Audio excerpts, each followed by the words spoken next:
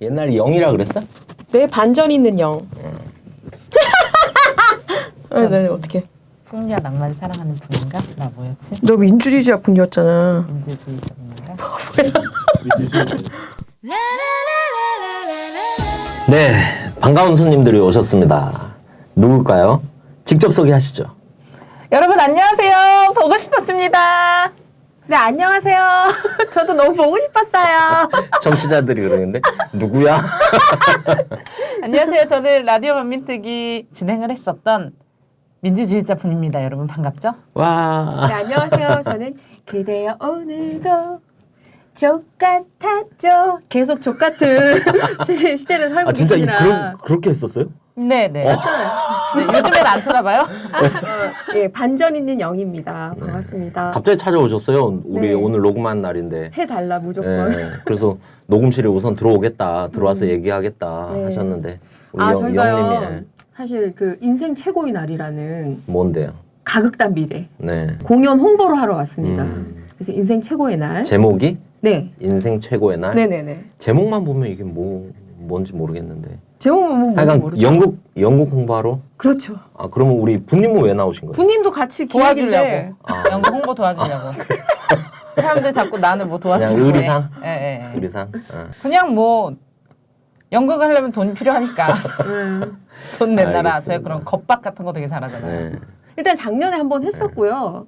작년에 작년에 한번 봤어요. 네, 네, 역시. 근데 진짜 기억이 안 나요. 왜냐면 됐고요. 네. 죽여버릴까?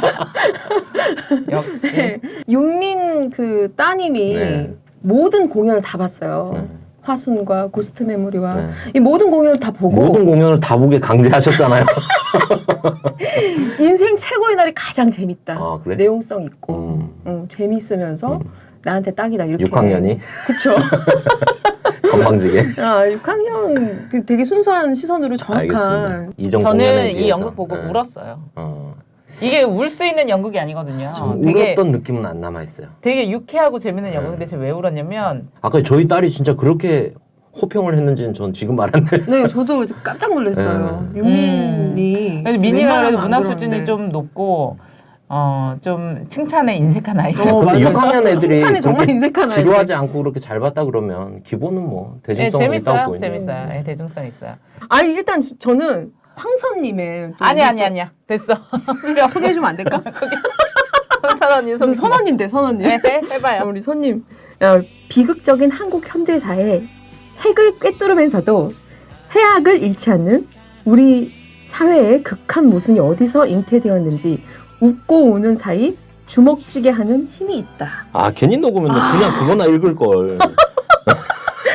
네, 너무 잘 정리를 해주셔가지고 이런 작품입니다. 네. 그래서 훌륭한 지금, 작품이네요. 네, 바로 땡기시죠. 10월 7일부터 월요일은 공연이 없고요. 16일까지 해요. 네, 저녁 8시 평일은 토요일은 4시 7시 3시 7시. 3시 7시 일요일은 4시. 네, 이렇게. 정말 싼데요? 네, 정말 싸죠. 네. 전속 만 싸게 한 원입니다. 이유가 있어요? 많이 보시라고. 진짜 많이 봤으면 좋겠다. 정말 이거는 극장이 되게 넓어요. 티켓 누구 사주기도 좋네. 네. 5만 원 5명 데려가. 어쨌든 취지 자체는 1만 원의 그 금액으로 10월 7일 이번 주 금요일부터 네네. 10월 16일까지. 네. 일단은 장소가 저희가 대학로 이렇게 나와 있어서 좀 헷갈리는 분들이 계시는데요.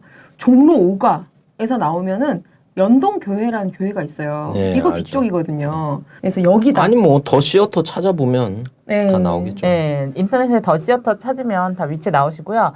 근데 꼭 그런 분들이 있어요. 그 화순할 때도 그렇고 막 뭐 할 때도 그렇고 너무 보러 가고 싶고 너무 우리 미래를 도와주고 맞아, 후원하고 맞아. 싶은데 난 멀리 있어서 갈 수가 없다. 왜 서울에서만 하는 거냐? 왜 해외는 안 티켓이라도 사고 싶은데 어디서 구입해야 되냐? 이런 분들이 있어요. 근데 우리가 일본 또 공연은 없냐? 막 우리가 또 이런 거. 소셜이라든가 뭐 인터파크라든가 이런 데 넣으면 수수료가 많잖아요. 우리가 또 1,000원, 2,000원도 맞아요. 굉장히 그래서 귀중한 인터파크를 안 사람들인데 합니다. 저희가. 그래가지고 제가 후원 계좌 잘한다. 살짝 불러드리려고요. 자, 우리은행이고요. 1005-302-996091 1005-302-996091입니다. 우리은행 유정숙. 알겠습니다. 우리 인생 최고의 날 대박 나기를 기대하면서 문의 전화는 네. 하나 넣어야 될 것 같아서 네. 그러니까 제 번호 네. 010-2074-0615 예, 네. 김지영 본명을 깠네요. 전화번호도 갔는데 뭐 본명이 뭐가 중요해. 인생 최고의 날 화이팅!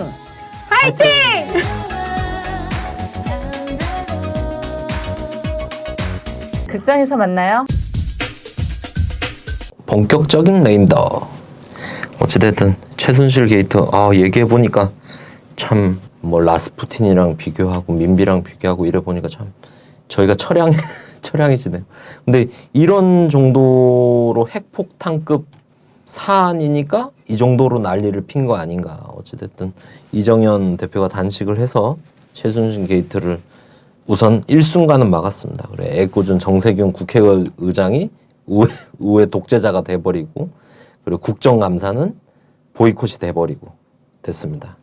아니 근데 이 최순실 게이트를 막는다고 국감 1년에 한 번 하는 거거든요. 굉장히 중요한 사안 다루는 거고 뭐 그 피감기관들에 대해서 감사를 하는 건데 이거 자체를 막는 게 이게 말이 안 되잖아요. 근데 이 복귀하는 데는 또 그런 게 있었죠. 왜 새누리당이 그 국회 계단 앞에서 뭐 당원들하고 해가지고 한 몇천 명 와가지고 집회했잖아요. 그날 이정현 대표가 나와가지고 사실 그때 국감 복귀하라고 했었잖아요. 근데 그때 우리 또 서청원 전 대표께서 지금 때가 아니다. 정치 그렇게 하는 거 아니야. 막 이랬었단 말이에요. 근데 이제 이정현 실려가고 나서 이제 이게 어느 정도 이슈가 묻혔다고 생각이 됐는지 모르겠지만 서청원 대표가 이정현 실려가고 나서 의총에서 뭐 이제 자유 발언하고 이런 시간에 이제 손 들고 이제 반대 의견을 피력한 의원이 있었다고 하더라고요. 그리고 나서 이제 다른 사람들이 더 손 드니까 서청원 대표가 이제 그만합시다. 이 말 한마디로 다 정리가 됐다는 거예요. 그래서 국감에 복귀하기로 했다는 건데 사실 국감에서 실은 커버를 못 친 거예요. 최순실 게이트를 막아야 되는데 여당이 국감에 못 들어가니까 막지를 못하는 거야 제대로. 그래서 뭐 국감에 복귀할 수밖에 없었다 이런 의견들도 또 있더라고요. 근데 사실 이게 얼마나 무책임한 행태예요. 나란 일은 좀 안중에 없고 이렇게 무책임하게 국감을 보이콧하는 것이 참 너무 저는 한탄스러웠는데 그런 이면에 또 이정현 대표 단식하는 시기에 우리 백남기 농민에 대한 부검영장 청구하고 뭐 기각됐다 다시 재청구하고 이런 과정이 있었잖아요. 이런 실랑이조차도 이런 것들을 좀 막기 위한 그런 꼼수 아니었나 이런 생각도 들어요 사실은. 네. 어찌됐든 이정현 대표 단식이 풀었습니다. 그럼 이제 1차전 끝났고 2차전 전망은 어떻게 보세요? 이것이 1차전, 2차전으로 나눌 수 있을지 모르겠어요. 네네. 뭐 전초전이 대선 전처전. 전초전이에요. 네. 전초전. 지금은 기싸움을 하는 시기다 이렇게 보는 게 맞다고 보고. 근데 이 상황에서 일단 중간 점검을 할 때 박근혜 대통령에 대한 레임덕이 이제는 돌이킬 수 없는 상황으로 퍼졌다. CVID 형식의 레임덕이 시작이 됐다. 검증 가능하고 확실하며 돌이킬 수 없는 그런 레임덕이 지금 시작된 거 아니냐 이렇게 볼 수 있다고 봐요. 왜? 박근혜 대통령이라고 딱 할 때 우리 박근혜 정치인으로서 가장 약한 고리가 뭐냐라고 할 때는 일단은 수첩. 수첩이 있으면 모르겠어요. 말을 쭉 읽어내리는데 수첩이 없는 경우를 우리가 본 적이 있나 이런 생각이 들죠. 수첩이 하나의 약한 고리다. 또 하나의 약한 고리는 뭐냐? 바로 과거사와 관련된다고 볼 수 있는데 최태민 아니냐. 2007년도에 그 박근혜와 최태민의 관계에 대한 게 본격적으로 터져 나온 게 언제냐면 2007년도잖아요. 당시에 그 한나라당이 이명박과 박근혜가 치열한 경선을 벌이고 있을 때 이 주로 누가 터뜨린 겁니까? 이명박 쪽에서 이명박 진영에서 많이 거론을 했을 거라고 봐요. 예. 그러니까 이명박도 하나의 커다란 권력 실세기 때문에 이게 통제 안 된 상태에서 마구 이제 퍼졌던 거고 지난 대선 때를 봐요. 뭐 얘기 얼마 나왔습니까? 별 얘기 나온 거 없어요. 지금 주로 하는 얘기들을 보면 다 그때 나왔던 거라고. 그런데 그것이 지금 다시 회자가 되고 있다는 거.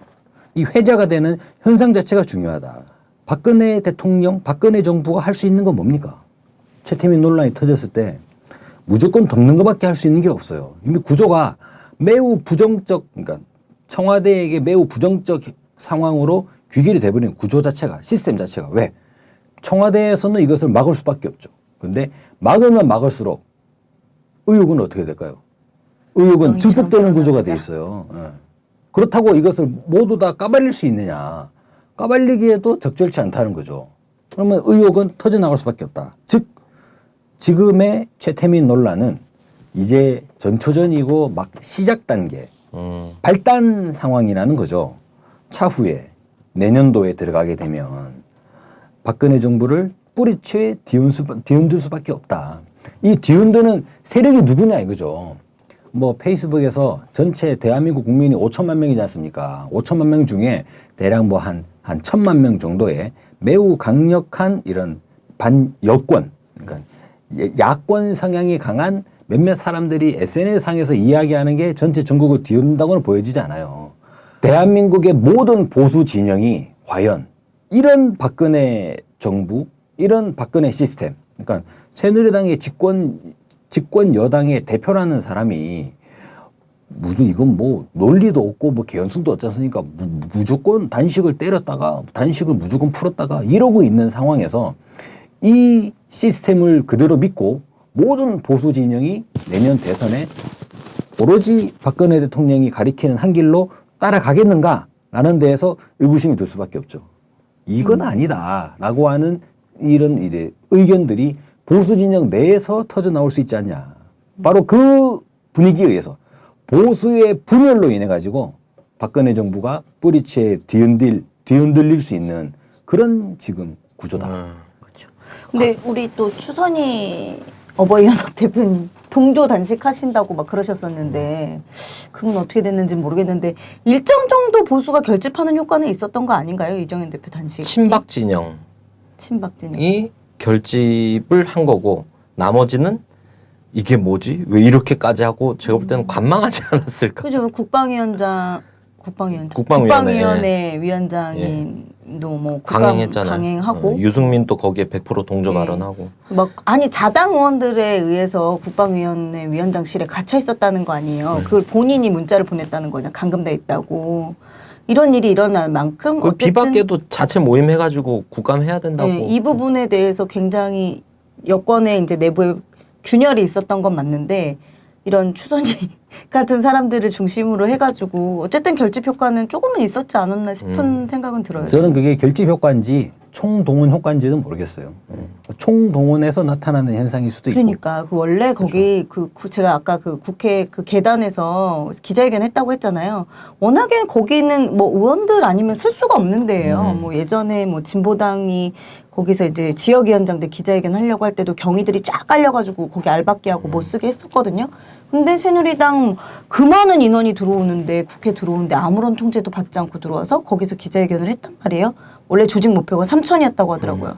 근데 한 1,000여 명 왔다고 하는 거 보니까 또 실제 그런 균열도 있었긴 있었는가 보다 이런 생각도 사실 균열이 들고요. 있다는 것 자체가 지금 이 논란의 진원지가 어디입니까? 조선일보잖아요. 네, 그렇죠. TV조선. 네. 네. 뭐 조선일보사? 네. 네. 보수 진영의 내부에서 나타나고 있는 현상이라는 거죠. 이게 지금 이게 무슨 그게 특이한 거예요. 예. 아 진짜 라디오 반민특위가 전면에 나서가지고 이 문제가 일파만파 되면 좋겠다. 그래요? 예. 그런 상황이 아니라는 거예요. 지금 그렇죠. 보수 진영 내에서 지금 싸움이 붙은 거예요. 이게 그러니까 아직까지는 전초전이다. 그래 아까 전초전, 1차전 뭐 이렇게 얘기를 했는데 근데 양상을 보면 이게 뭔가 단계별 전략과 전술이 있어서 대선까지 보면서 그걸 단계별로 밟아간다기보다는 예를 들면 구제역 같은 거 퍼지면 그러잖아요. 대책이 없는 거잖아요. 사실 대책이 없으니까 싸그리 그냥 묻어버리는 그렇죠. 거잖아요. 살처분하죠. 근데 묻으면 어떻게 됩니까? 묻으면 물이 썩어요. 결국은 썩은 내가 진동을 하고 썩은 물, 핏물이 흘러나오게 될 수밖에 없는 거잖아요. 지금 어떻게든 그걸 막을 수가 없는 상황이다. 근데 이런 결과를 알면서도 저는 그냥 묻어버린 거다, 지금.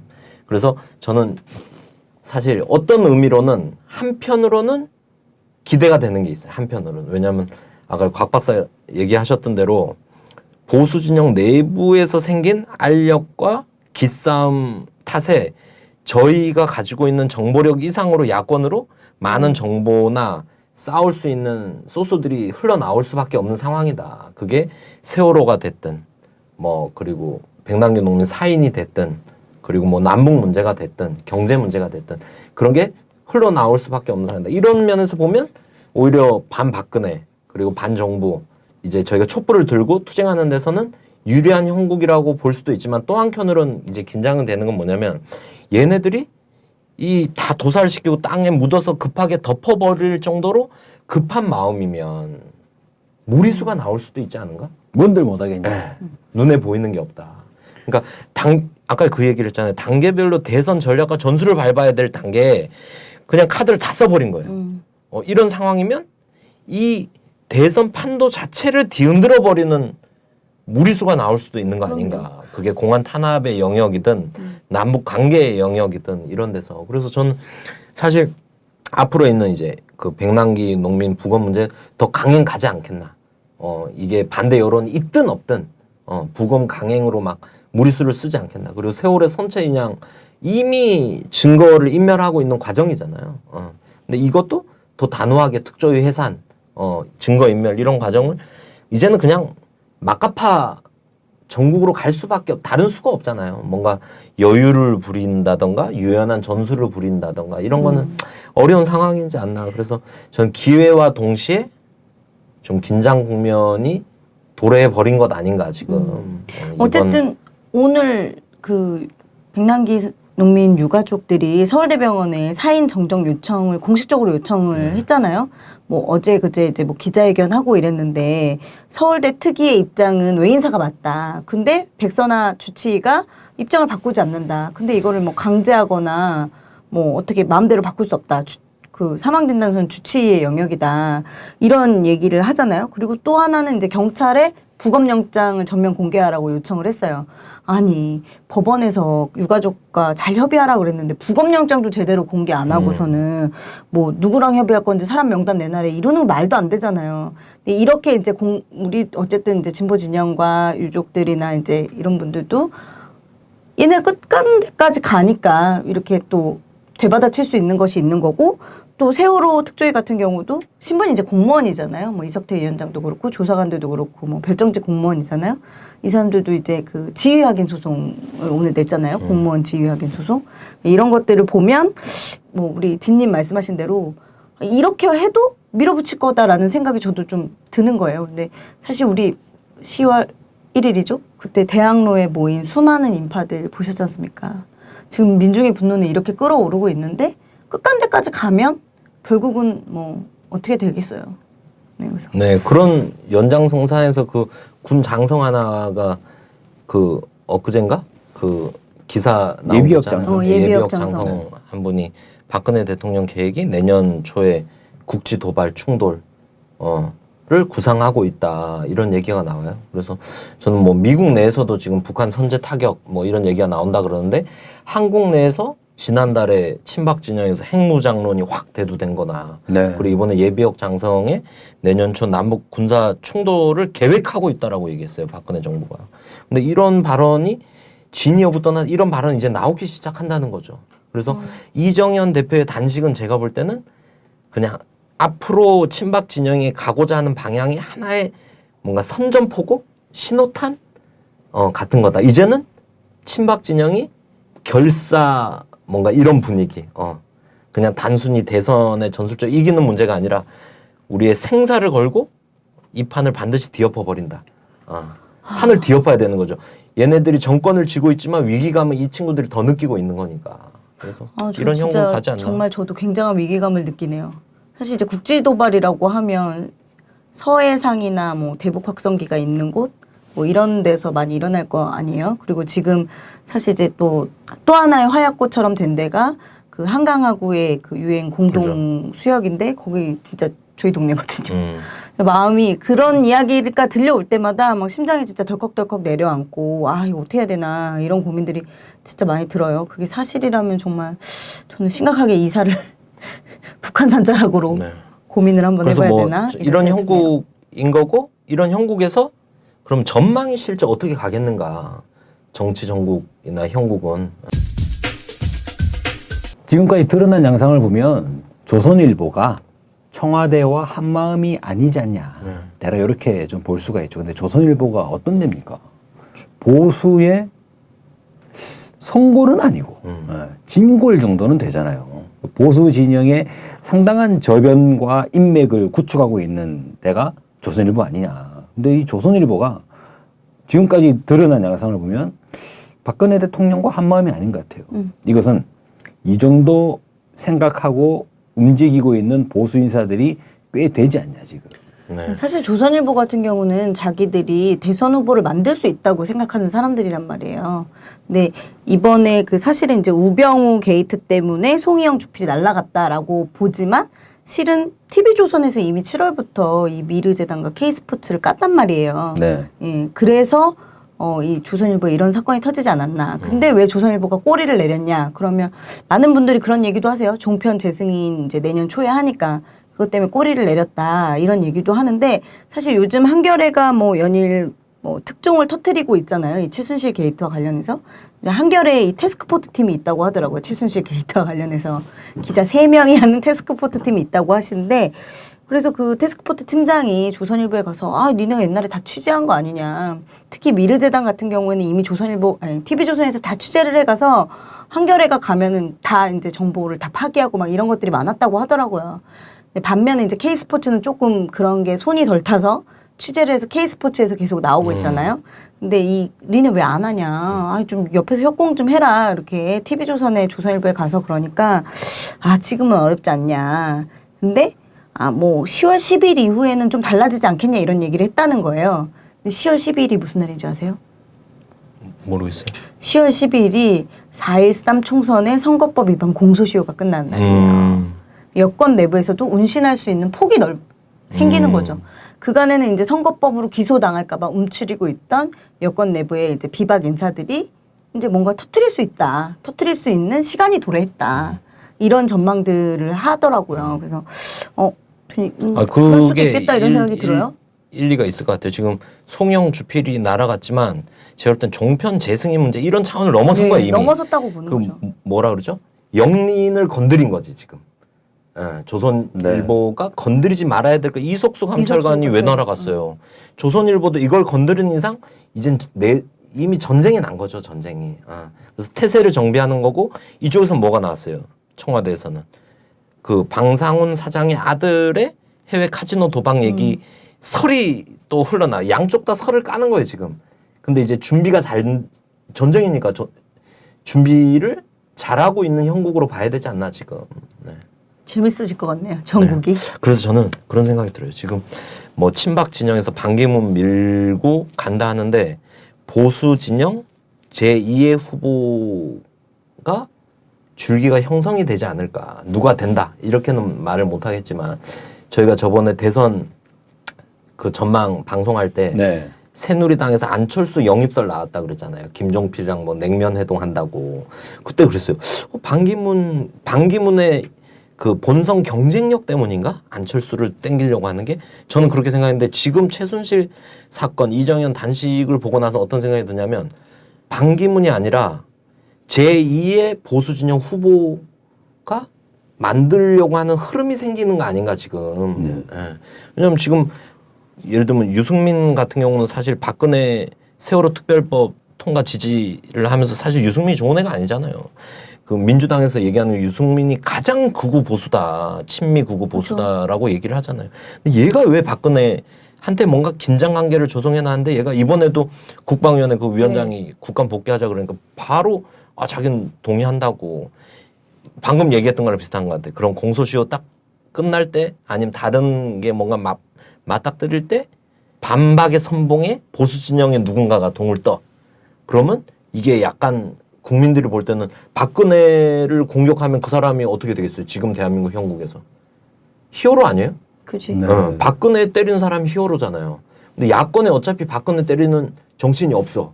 그만한 배짱이 없죠. 다. 이번에도 이정현이 단식하고 그러는데도 아무도 좀 다 그거를 저러게 기였잖아요. 누워있으면 네. 가고 올라타서 조졌어야 되는 거 아니에요. 근데 그걸 그냥 두고 보고 있고. 하여간 이런 상황에서 여권 내에서 소장파인 척하면서 누가 동을 떠서 영웅이 돼. 네. 그 사람과 안철수가 크로스 되는 건 제가 볼 땐 그림이 나온다.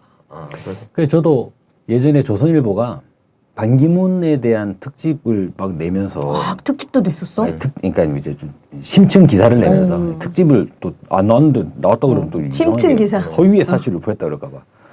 반기문을 고건이랑 비교를 했어요. 난 이게 좀 약간 좀 이상하더라고. 왜 외모가 좀 다른 것 같긴 아니 하다. 그게 아니라 그거는 출마를 안 했잖아요 결국에는. 총리였죠. 처음에는 엄청나게 이 막 출마설을 막 군부를 맞다, 지피다가 맞다. 결국은 그냥 쓱 입 닦았잖아요. 근데 반기문과 그거를 비교하는 거야. 이거 뭐냐 이게 그림이.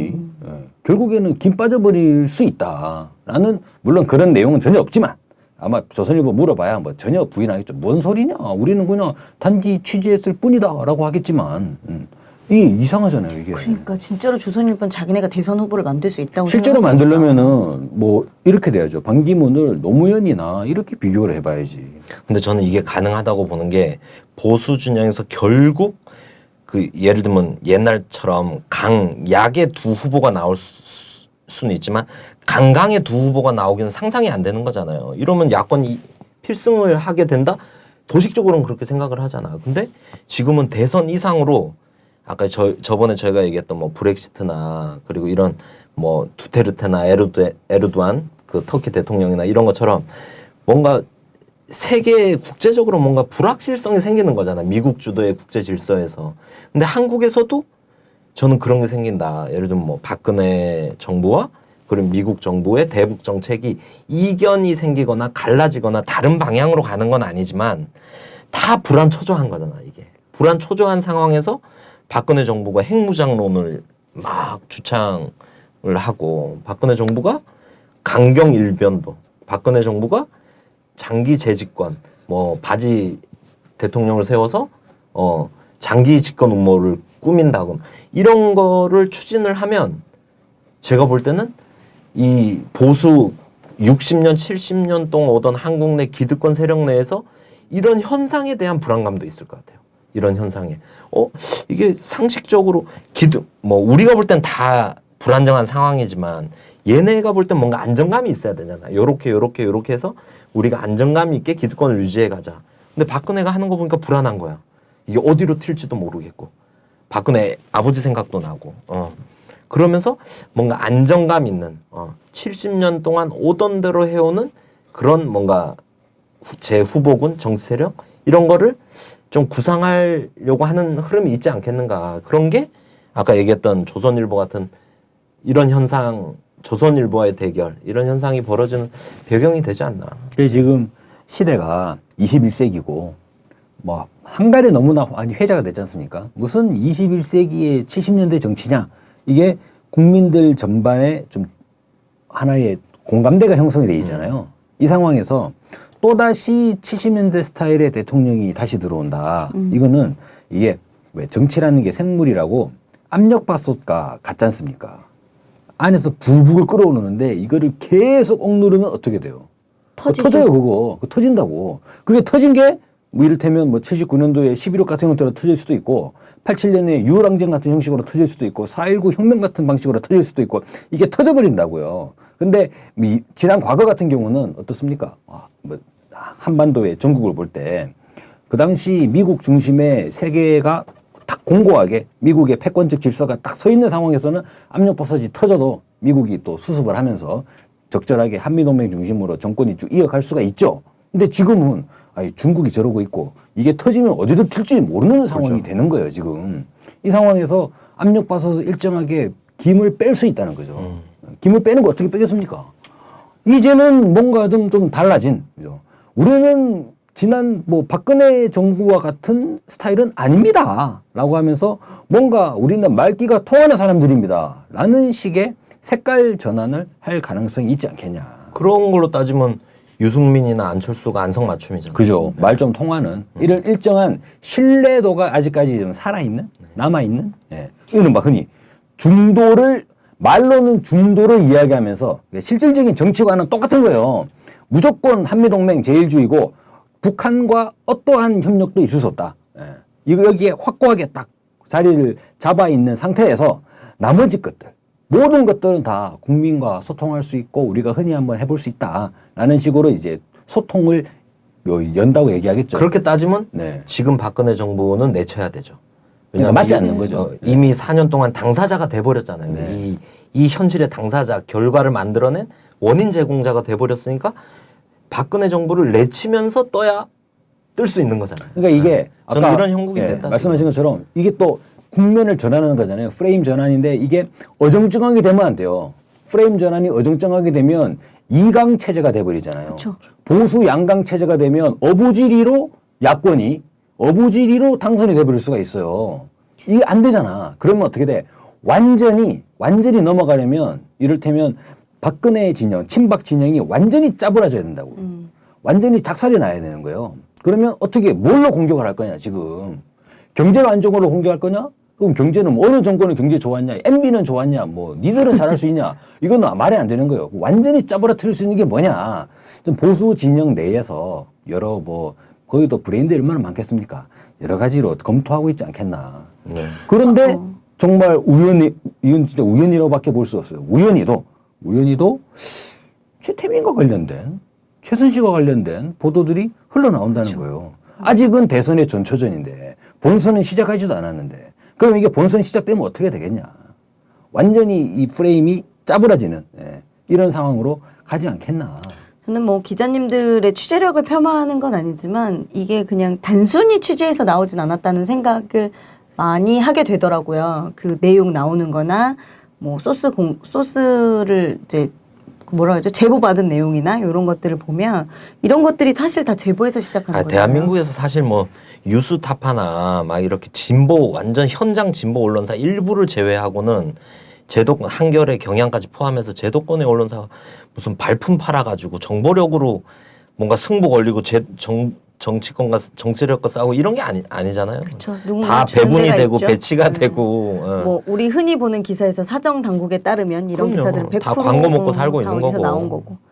그래서 이런 부분들에서 보수 진영이 좀 이렇게 잘 짜는 부분들을 보면 의제를 선점하는 그런 부분을 잘하지 않습니까? 이를테면 개별 전투에서는 지더라도 전체 전쟁에서는 승리하는 판을 만들어 나가는 지금도 이 뭐 최순실 게이트라 그럴까 이번에 국감 충돌이라 그럴까요? 국감 전투에서 승자는 뭐 청와대라고 봐야겠죠. 그렇죠. 실제로 뭐 최순실 게이트가 뭐 알려진 바는 전혀 없고 이정현 대표가 그야말로 충성을 하는 모습이 그대로 다 나오면서 친박 세력들은 또 총동원하는 효과도 봤으니까 전투에서는 어떻게 될지 모르겠습니다만 저 전투에서도 뭐 조선일보가 고개를 숙인 면이 있지 않습니까? 근데 이게 전체 전략적인 면에서 보수 진영의 이런 중심이동? 이런 부분들이 나올 수 있다. 뭘로 의제를 선점하느냐? 소통하는 보수가 되겠다. 우리는 더 이상 귀를 닫지 않겠다. 귀를 여는 보수가 되겠다. 라고 하면서 뭐 하나의 제2의 정치혁명 이러면서 한국에 얼마나 많은 혁명이 있었냐. 그러면서 또 다 끌어올 수 있어요. 4.19 혁명이 있었고 87년에 혁명이 있었고 그런데 87년의 혁명은 또 한두 마디 넣을 수 있어요. 민주화, 너무 과도한 민주화로 가다 보다가 또 이제 우여곡절이 있었다. 국민들로부터 버림받지 않았냐. 우리는 새로운 혁명을 하겠다. 중도의 혁명이다. 그동안 침묵하고 있던 중도들이여 일어나라. 아, 우리 곽 박사님 데려가시면 되겠네. 선거 캠프에. 왠지 이럴 것 같지 내년에. 않아요? 네. 한 6개월 뒤에?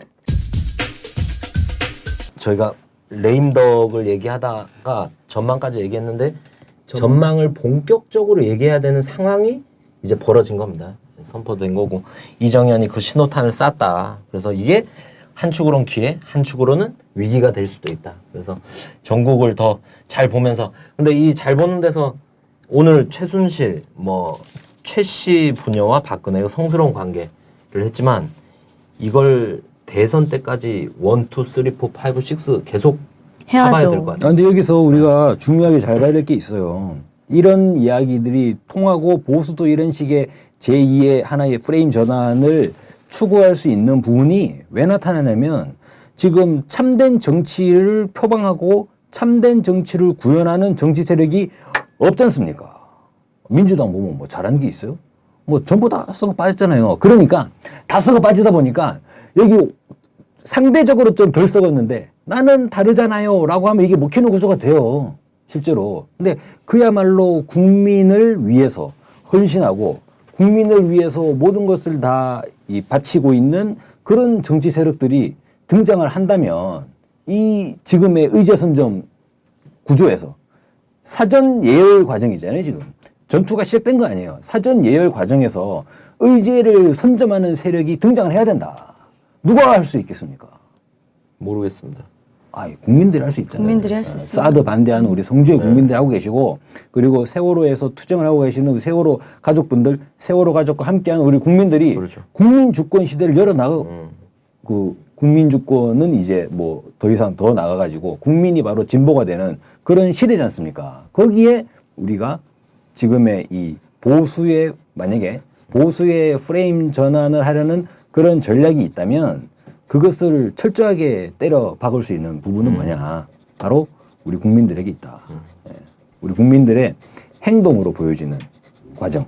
이번에 사드 재산 부지도 어떻게 됐습니까? 지금 물론 이제 뭐 또 방송하면서 또 이 대안은 결국 국민들에게 있다 그러니까 참 죄송하네요. 아니 죄송할 수도 있죠. 그렇습니다. 근데 네. 근데 실제로, 맞는 예, 말이죠. 언제나 따지고 보면 언제나 특히 요즘은 도드라지는 거죠. 네.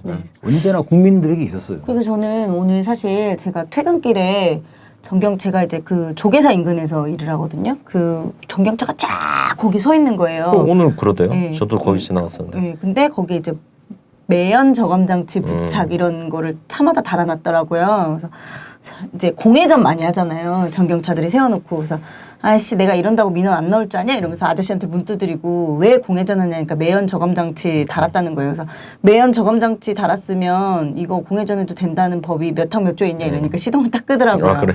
근데 내가 가서 그럼 꺼요? 그럼요. 지랄하면 오. 끄죠 당연히. 가고 나면 다 시킬 것 같은데. 가고 나면 당연히 다 시키겠죠. 그래도 근데 이렇게 한번 이런 얘기를 하는 사람이 파이팅하는 계속 게 있다는 중요하죠. 얘기를 해줘야 된다. 그래서 제가 요거를 이제 오늘 페이스북에 썼어요. 그랬더니 우리 그 시즌 1의 진행자이신 강현분 언니께서 나는 민원 낼 때 울부짖으면서 북극곰이 죽어가고 있어요.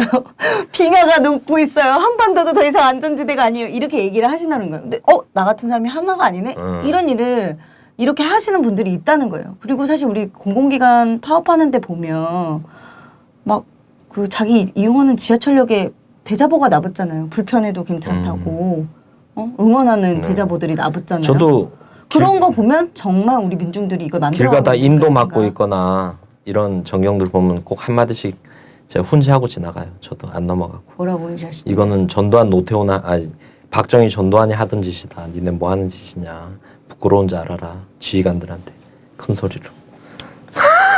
이렇게 막 하는 사람들이 있어야 된다는 생각이요. 그렇게 하다가 제 지난주에 미디어 몽구 씨가 찍어갖고 그걸 올려놓은 거예요. 저는 몰랐는데 찍었는지.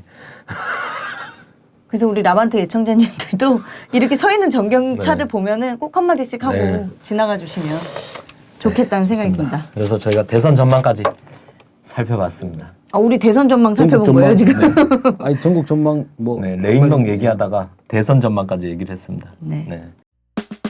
안녕하세요. 북한의 과학기술 역사를 전공한 강호재입니다. 제가 이번에 책을 냈습니다. 북한을 과학기술로 다시 한 번 더 보자라는 의미로 과학기술로 북한 읽기라는 책을 냈습니다. 북한의 흐름을 제대로 보기 위해서는 저는 과학기술로 북한을 봐야 되지 않을까 싶습니다. 최근에 북한의 흐름을 얘기하는 옛날 얘기를 모았습니다. 옛날에 북한이 이러이러한 일들을 해왔다라는 걸 아주 쉽게 에피소드로 구성을 했고요. 그리고 잘 알려지지 않았지만 중요한 과학자들, 그리고 최근에 핵이나 북한의 경제 발전 전략, 그다음에 인공위성 이런 얘기들을 과학기술적인 측면에서 북을 본다면 어떻게 해석될까? 이걸 글로 써봤습니다. 이거를 보시면 북한을 새롭게 보실 수가 있고요. 그리고 앞으로 통일은 더 가깝게 다가온다는 느낌을 받을 겁니다. 인터넷 서점에서 검색하시거나 아니면 옆에 배너를 클릭하시면 제 책을 빠르게 볼 수 있을 겁니다. 책에서 뵙겠습니다. 우리가 이른바 그 최태민과 관련된 그런 여러 가지 뭐 확인되지 않은 야사들이죠. 뭐 이런 게 떠도는 것 자체가 국가적 수치인데 최태민이 러시아의 라스푸틴과 또 비교도 되고 뭐 그런 여론들이 있지 않습니까? 근데 비교가 아니라 똑같구만요. 라스푸틴이 나라가 망하는 망조에 등장한 인물이고 실제로 제정 러시아를 망하게 했잖아요. 근데 어떻게 하여 그걸 망하게 했는가라는 부분을 봐야 됩니다. 그래도 나라인데 로마노프 왕조가 뭐 러시아를 계속적으로 통치했지 않습니까? 거기에 보면 뭐 러시아에 또 이름 있는 그런 황제들이 많이 있잖아요. 그런데 그게 라스푸틴이 어떻게 러시아를 망하게 했느냐, 레닌이라는 인물이 어떻게 등장할 수 있었는가라는 부분에서는 러시아 국민들이 라스푸틴을 보면서 로마노프 왕조에 대한 환멸을 느껴버리는 거죠. 정념이가 떨어지는 상황으로 간다는 거예요. 근데 보세요. 박근혜 정부, 박근혜 대통령이라는 인물이 특징이 뭡니까?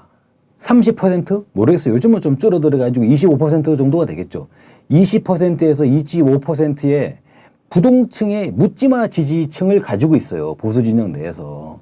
지금도 있다고 봐야겠죠. 이를테면 있지 않습니까? 아이고 어떡하노 불쌍해가지고 저거 애비 죽고 저거 애비도 총 맞아 죽고 결혼도 못 해가지고 이런 할머니들 할아버지들이 여전히 계시다고 봐야 돼요. 보수 진영 내에서 이게 전국 전환을 할 때 잘못해가지고 사인이 안 맞으면 아까 말씀드렸죠. 강강으로 갈 수가 있다는 거예요. 그래서 이게 타겟이 뭘로 오냐. 타겟이 그러니까 정내미가 떨어지게 만드는.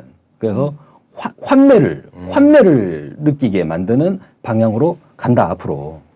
여기서 우리가 틈새를 치고 나가야 된다. 아, 이 방송 할머니들 그 25% 할머니들이 좀 들으시면 아 좋겠네요. 근데 이게 저는 그 할머니들한테 직접 아니라도 이게 가지는 폭발력이 정말 어마어마하게 크다고 생각합니다. 이건 계속 갑니다. 예. 이 논란은 숯불로 가요. 이게 숯불로. 딱 빵 터지는 순간 뭐 할머니들 시골에 뭐 할아버지들 이렇게 번지는 건 한순간이다. 예전은 뭐 한 방에 터져가지고 이게 대격변이 돼가지고 분위기가 가는지는 모르겠어요. 근데 이게 계속 진행이 되다 보면 진행이 될 수밖에 없죠. 그러다가 뭐 내년 설 또 내년 추석 이런 과정에서 계속 소문이 타지 않겠습니까 이게. 예. 그죠. 한 번 듣고 두 번 듣고 그죠. 세 번 듣다가 밥상에 이런 얘기를 자꾸 올려야 됩니다. 그래서 이게 어정쩡한 양강이 아니라 완전한 일약과 일강으로. 예. 아 그렇게 얘기하니까 아까 최태민이 뭐 우선 1차적으로 보고된 그 12명 여성들 유린한 거 이걸 매번 우리 라반트 방송 때마다 낭송하고 시작할까? 아까 곽 박사 한문 헷갈려가지고 이게 인쇄가 지금 분명치 않아서 잘 안 네. 보이는데 하여간 뭐 이런 진짜 이거 하나를 그냥 전국에 그냥 뿌려버리면 전국의 국민들이 이거 한 장만 읽어도 사실 환멸이 느껴지는 거잖아요. 그렇죠. 이런 최태민을 가지고 박근혜가 뭐라 그랬습니까? 나라를 나라를 위해서 좋은 일을 하는 사람이라서 가까이 했다고. 나라를 위해서 좋은 일을 하여간 뭐 아까 환멸 얘기하니까 실제 나라가 무너지는 게 정치 구조적인 문제도 있지만 그게 집약된 어느 하나의 현상이 되게 또 결정적일 수 있겠구나 이런 생각이 말세 듭니다. 증후군인 것 같아요. 네. 그죠? 그래서 이번에 그 10월 1일 날 그 백남기 선생님 그 집회 가보니까 이제 대부분 많은 시민들, 촛불 시민들이 박근혜 퇴진구를 정말 많이 들고 계시더라고요. 그래서 저희 라디오 반민특위도 그 길에 일조할 수 있도록 노력하겠습니다.